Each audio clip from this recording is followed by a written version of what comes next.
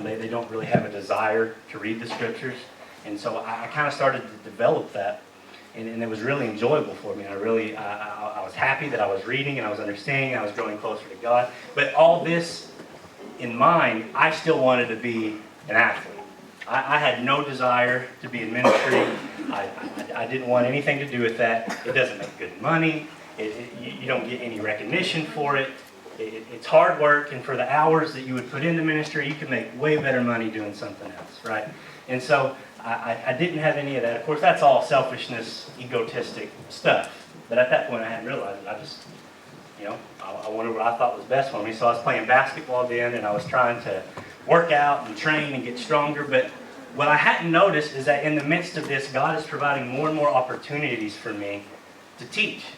As I'm getting to know this information about God, and I'm understanding the Bible really well, and I hadn't really processed why that was the case.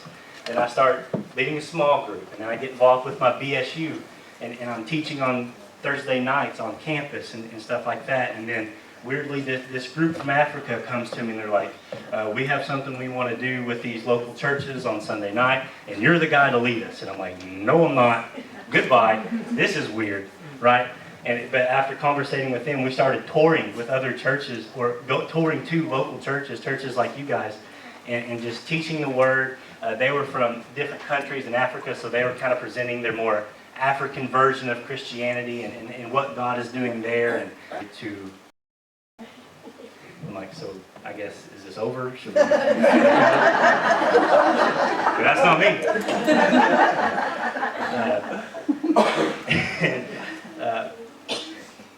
Conversation, just kind of, it's one of those things where it's like, well, this is a big issue, so let's just ignore it for a while. And we went through that year, everything went well. I'm getting involved at the BSU, right?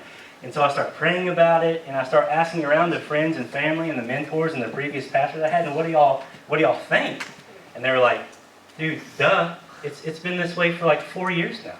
Of course you're supposed to be in ministry. And I was like, well, why did nobody tell me, right? I guess Katie kind of did, but she did it very nonchalantly. And so I called my family, and I called my mom, like, hey, I think, and I expect her to kind of freak out, right? And I'm like, I think I'm going to go into ministry. So now here I am, going from wanting to be a professional basketball player to now being an intern. Now, Katie and I were having to build a ministry from the ground up.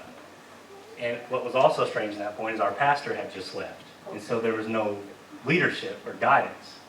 And so we freak out for a little bit, and we go to, I start talking to all these people that have invested in me.